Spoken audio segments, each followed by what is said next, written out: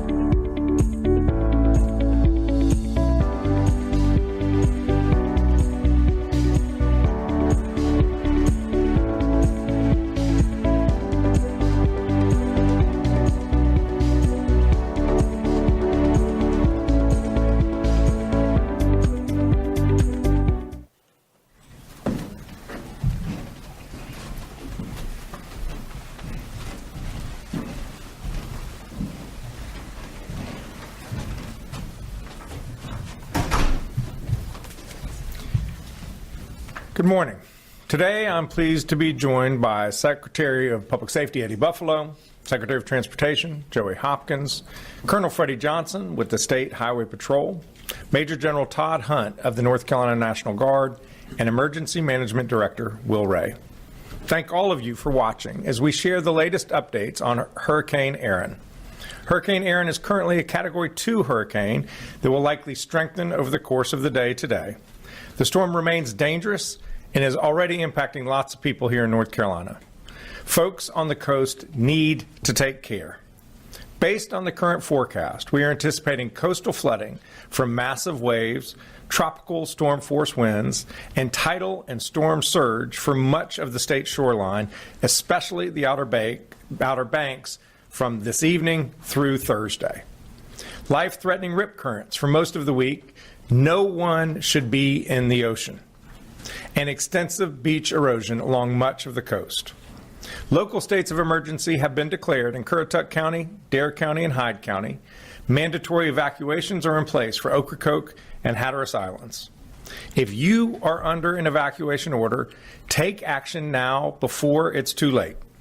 You can find shelter at the state-operated disaster shelter located at 113 Wilcox Street in Warrenton, North Carolina.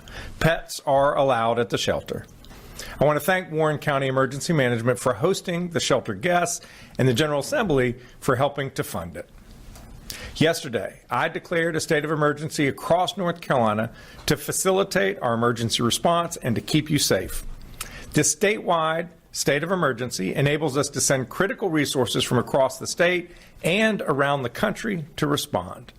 We've activated a cross-agency storm response that includes the Department of Public Safety, the Department of Transportation, the North Carolina National Guard, the State Highway Patrol, and many local partners. Our state emergency response team stands ready to quickly and decisively respond to any needs along the coast. We have already pre-positioned 3 swiftwater rescue teams and 200 National Guard troops to various locations on the coast, along with boats, high-clearance vehicles, and aircraft. We have on standby some Chinooks from Georgia ready to transport food and water if it becomes necessary. Momentarily, you will hear from Director Ray about the hurricane and our emergency response operations. Right now, I want to emphasize the importance of taking this storm seriously because it's a serious storm and conditions can deteriorate quickly. Please take these steps to ensure your safety. First, stay informed. Follow reputable sources of information like the National Weather Service and local media so you know the latest about the storm risks. I strongly encourage you to register online right now for emergency text and phone alerts from your county emergency management agency. Second, get your disaster kit ready. Think about what you would need after a major storm. Things like enough food, water, and supplies for 3 to 5 days for each person and pet in your household, a flashlight and fresh batteries, a battery-operated radio. Next, have a plan. In case you have to evacuate, build a go bag of cash, prescriptions, phone chargers, and important documents like insurance policies and other personal and financial records. Take photos of whatever you own that is valuable in case it gets destroyed. Know your evacuation plan and how to connect with your family after the storm. Write down their phone numbers on a piece of paper if you have not memorized them. Visit knowyourzone.nc.gov for more information.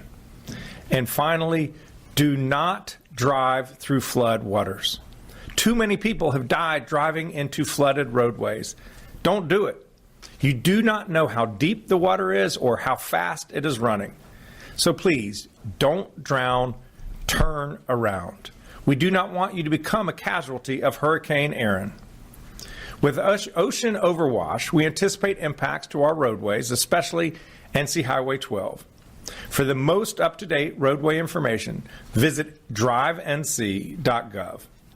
For more information about the storm, preparations, evacuation orders, open shelters, or other important tips, visit readync.gov/Erin. Our American Sign Language interpreters today are Mark Lineberger and Stephen Holland.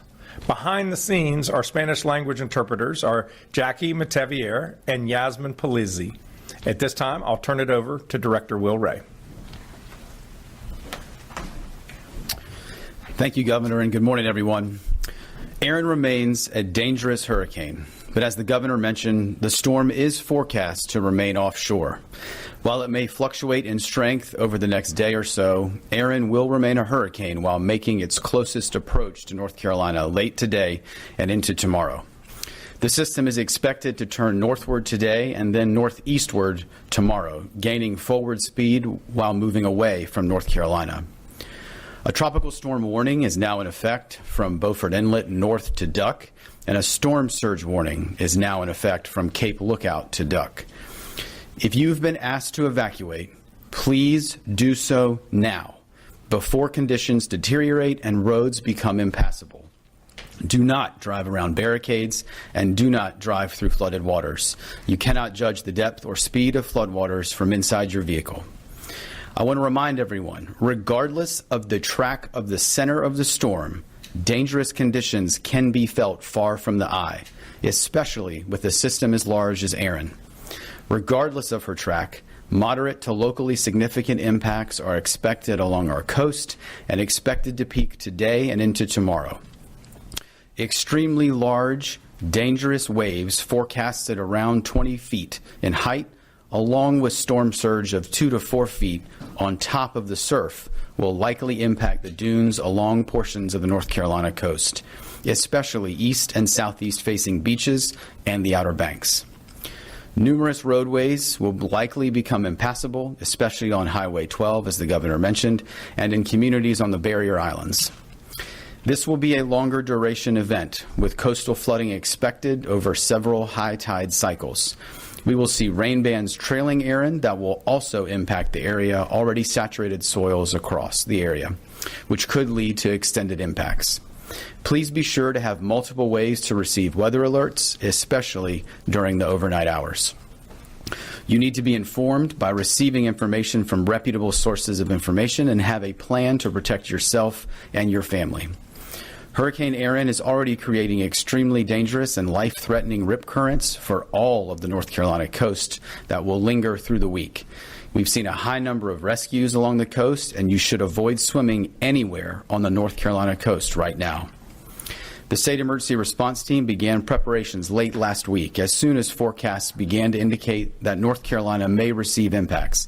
And today, the State Emergency Operations Center is activated, as is our Regional Coordination Center East in Kinston, to facilitate the movement of resources and commodities into impacted communities and to support local response. Yesterday, North Carolina Emergency Management deployed 3 of our state's swiftwater rescue teams from partners in the North Carolina Marine Patrol, North Carolina Wildlife Resources, and a joint team made up of the Wake Forest Fire Department and Knightdale Fire Department, as well as 3 of our state's search and rescue task forces from Buncombe County, the Charlotte Fire Department, and the Greensboro Fire Department, all of which have water rescue, structural collapse, and wide area search capabilities. These search and rescue assets are positioned in eastern North Carolina to quickly respond to assist first responders and local emergency managers with response needs. We've activated approximately 200 North Carolina National Guardsmen with high clearance vehicles and positioned them across the coastal plain to support quick response into those impacted communities. Aircraft have been placed on standby from the North Carolina National Guard and the State Highway Patrol to support rescue needs as well as movement of commodities, teams, or equipment. With the potential for roadways to be impassable for multiple days, we are also activating the additional heavy lift aircraft that the governor mentioned from neighboring states to support large-scale movement as a contingency plan. Our logistics teams remain ready to support commodity distribution from our warehouses and partners into those impacted areas. Additional local emergency managers and public safety personnel have deployed from non-impacted portions of our state to serve on incident management teams, which will assist those impacted communities. The North Carolina Department of Transportation has equipment and personnel staged and ready to clear roadways along the coast as conditions improve later this week, and the North Carolina Highway Patrol is working to ensure safe evacuation routes and that road closures are put into place when necessary. As the governor mentioned, there have been evacuation orders for visitors and residents in portions of Dare and Hyde counties, particularly Hatteras and Ocracoke, and those orders do remain in place. Anyone in those areas should heed these evacuation orders for your own safety and as well as other direction from public safety officials. For anyone evacuating that needs somewhere to stay, a state-operated shelter is open and is safely located in Warrenton. As the governor mentioned, pets are welcome at this shelter, and you can find information by visiting readync.gov/Erin. Finally, I want to mention that while all eyes are on Erin and its impacts to our coast and those communities, North Carolina emergency management personnel and our local emergency management partners remain also focused on facilitating recovery efforts across western North Carolina. The Joint Recovery Office remains open in Asheville without interruption, as are the multi-agency recovery centers, which have served over 6,800 Helene survivors to date. Areas in our central part of the state have also recently experienced impacts from Tropical Storm Chantal, and those disaster recovery centers remain open in local communities that were impacted. State individual assistance is available to those Chantal survivors while we await a decision from the federal government on North Carolina's request for a major disaster declaration for public assistance, which would provide additional recovery resources to those impacted communities and our state. Please remain informed and have a plan to protect yourself today, tonight, and tomorrow if you are along our coast. I continue to be incredibly proud of the partnerships of our state emergency response team, public sector, private sector, nonprofits, and volunteer agencies at all levels, working together to support the 10.8 million North Carolinians we all serve. Together, we are stronger and more resilient. Thank you, Governor. Thank you, Bill. At this time, happy to take questions from the room to any of the participants on the stage. Please just go to either side. to ask your question. Thanks, Governor. Laura Leslie with WRAL. We reported yesterday that we're still waiting for hundreds of millions of dollars, I gather, from aid from FEMA. Can you talk about whether that's going to impact our ability to respond to Erin? And, has the federal government been a good partner in getting ready for this hurricane season? Well, I want to acknowledge and express my appreciation to FEMA and the Department of Homeland Security. Yesterday, we got word that about $85 million of the previously approved projects, that reimbursement will be released. We have not yet received the money, but every indication is that those funds will be coming shortly.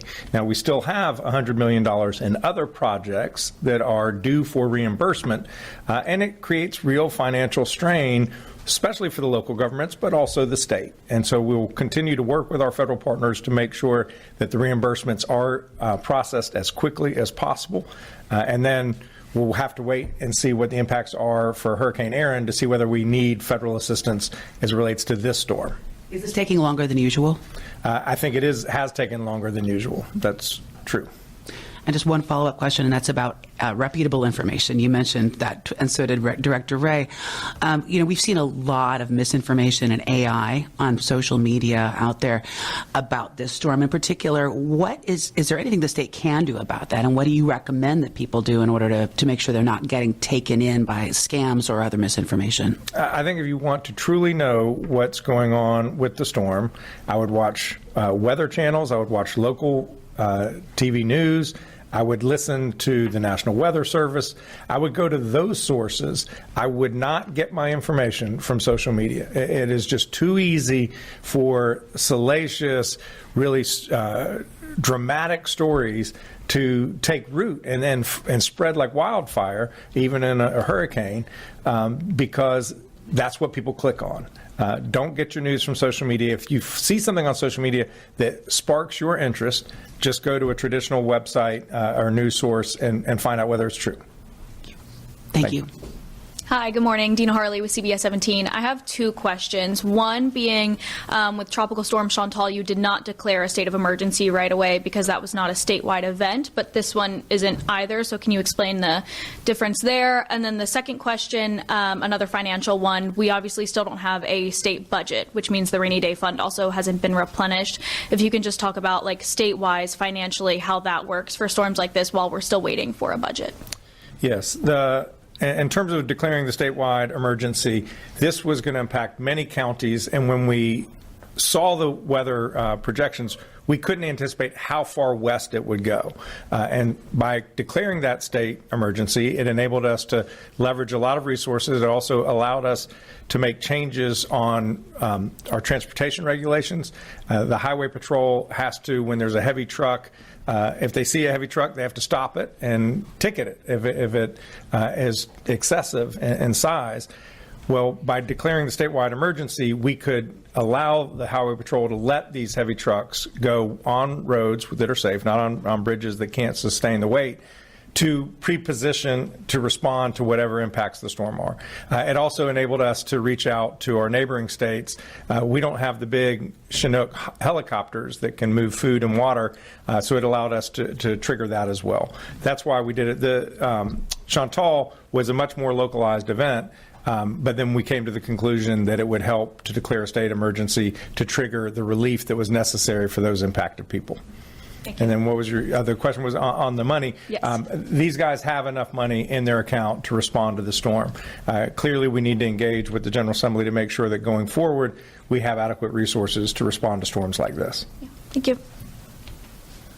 Hi, Brandon Kingdollar from NC Newsline. I wanted to ask whether what you'd heard from the federal government so far in preparing for Hurricane Erin.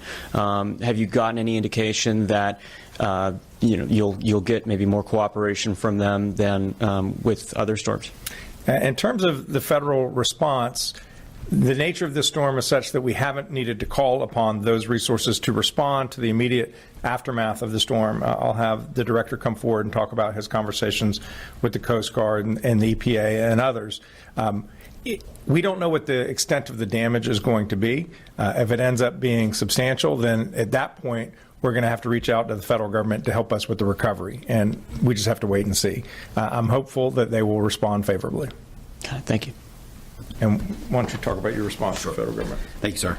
So I think just in follow-up, I think a couple of things. We have talked to FEMA leadership over the last couple of days daily about just impacts, what we're planning on, anticipated gaps or barriers, and what we may need. And so I think have very good open dialogue with senior FEMA leadership right now if there should be a need, as well as out of our regional headquarters that's based in Atlanta. At this point, as the governor said, I think we're not anticipating significant federal resources to support response. I think as we move through the event, we will continue to reassess that. I think it's also important to note that here in North Carolina, and I think you've heard us talk about this before, we have what's called a FEMA integration team. So we actually have a small team from FEMA across their different parts of their agency that are embedded here with our team every single day. We work alongside with them, so they are here daily working with us. We also have some specialists from the National Hurricane Center that are also embedded with our weather team day to day. I think as the governor mentioned, I think one of the areas we are looking at that often impacts coastal events is when we see some of the coordination around abandoned vessels or derelict vessels, anything that could lead to hazardous materials being in waterways. And those are conversations we've been having over the course of this week with the various federal agencies, so EPA, U.S. Army Corps of Engineers, Coast Guard, on how we, one, support life safety missions in those impacted areas, but also have the right federal resources postured should we need it to deal with some of the infrastructure impacts there. Thanks, Will.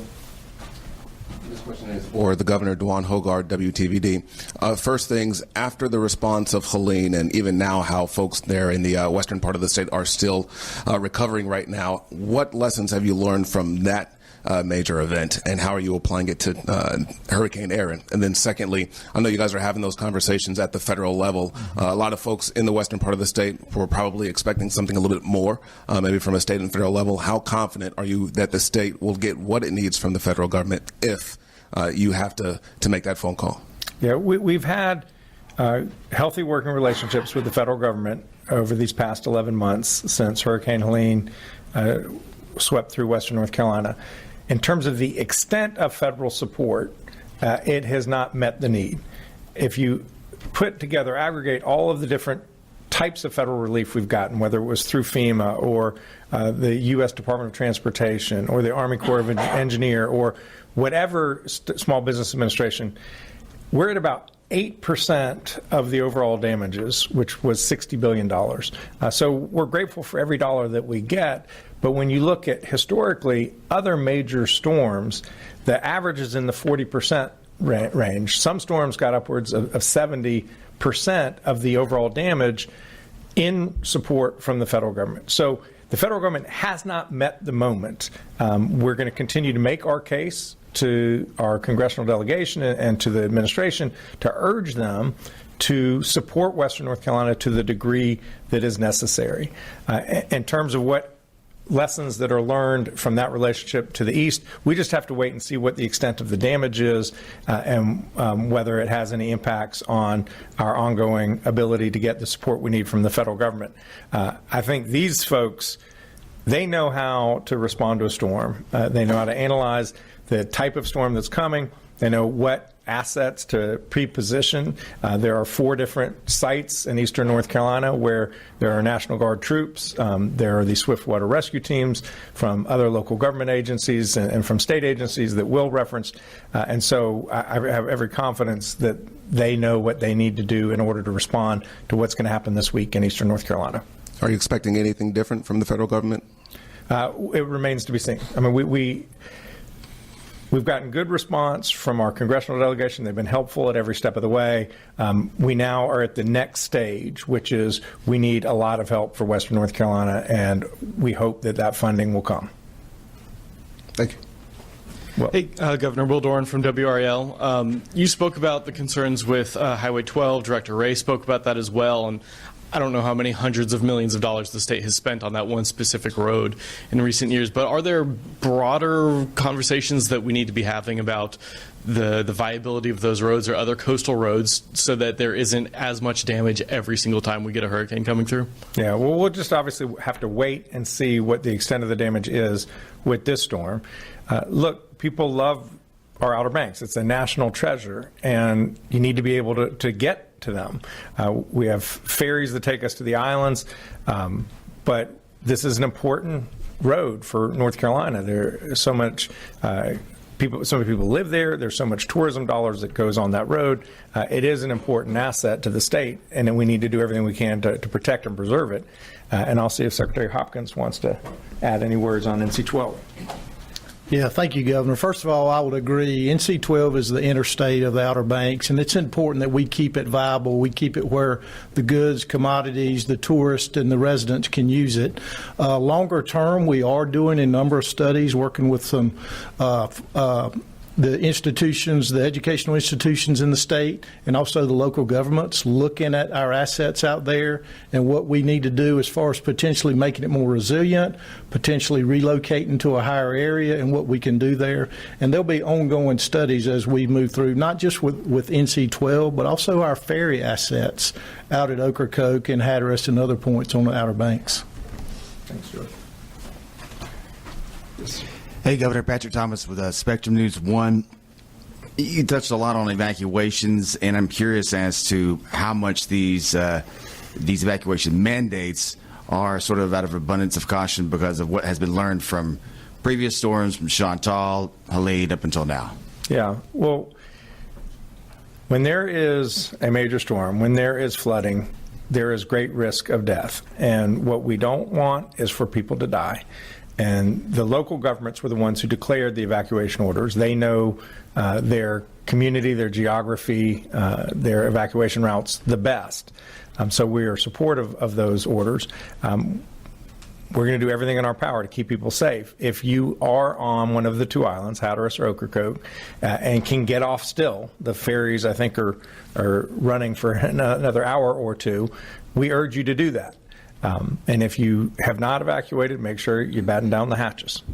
And Governor, as a follow-up, what is your real level of confidence that FEMA will answer the call for what has already happened with Helene, but also because of what happened in Kirk County, Texas, and the slow response, that if anything does come of this with Hurricane Erin, they'd be able to help the state of North Carolina? Clearly, there's a lot of turmoil or consternation in Washington about what to do with FEMA. I mean, the president initially declared he wanted to get rid of FEMA. He's created a FEMA review council. I think the latest indication is that they're going to keep and reform FEMA. That is an outcome that I heartily embrace. There are things we can do that will help FEMA serve our people better. But we absolutely need the partnership of the federal government. These storms, this one appears to be localizing on North Carolina, but many of the storms hit an entire region.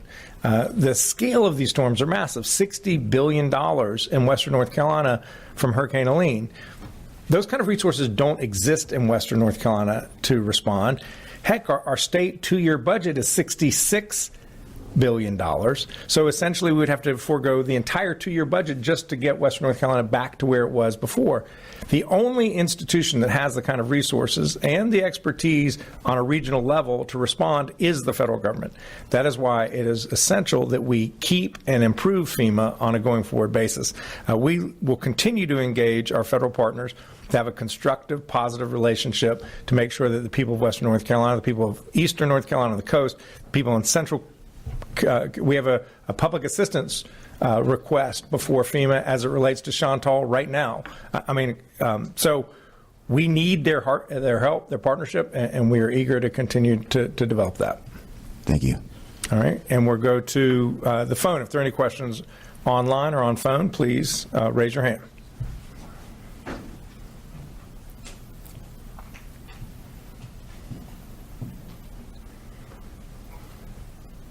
Zachary Turner, you raise your hand. Please unmute yourself and ask your question.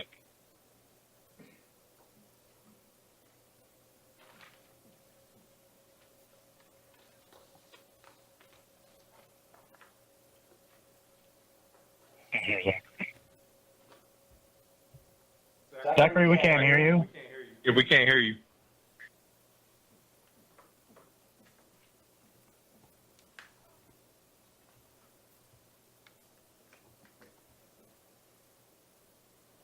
Are there any other questions?